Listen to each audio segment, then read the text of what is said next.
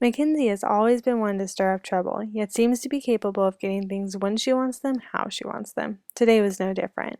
She was skateboarding through the mall with the mall cop scolding after her, when she skid to a stop by the side of a $20 bill laying on the ground. She scooped down and grabbed it, then took off around the corner. Mackenzie knew exactly where she was going, Mr. Lowry's candy store. As Mackenzie reached her destination, she took a moment's pause as she looked at every piece of sugar-filled, scrumptious-looking candy. She realized that with this $20 bill, she wouldn't be getting all the candy she so desired, so she came up with a strategy. She would figure out the best summation to fulfill her much-needed sugar rush.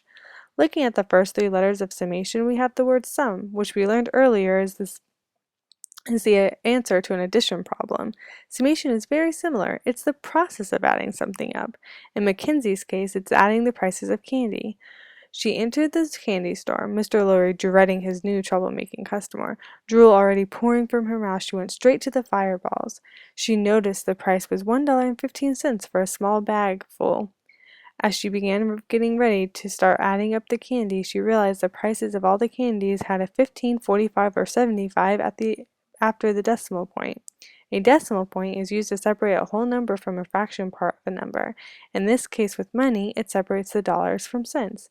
She decided to go around to each station as she desperately needed candy from and estimate what the total will be. When Mackenzie is estimating, she's approximating how much it will be to buy all the candy. The total is the final cost of all the candy added up together.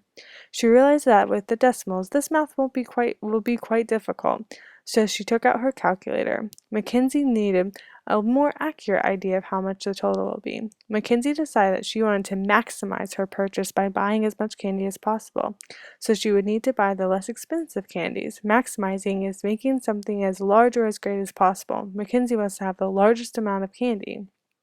She goes around to each station and fills up the bags of candy, punching in the price of the candy in her calculator.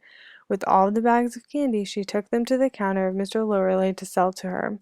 Mr. Lowery had a smug smile on his face, thinking there's no way Mackenzie could afford that much candy with a single $20 bill.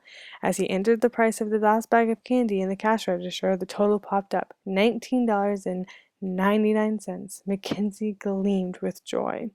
Today, we'll be looking at word problems similar to Mackenzie's story in groups and solving them.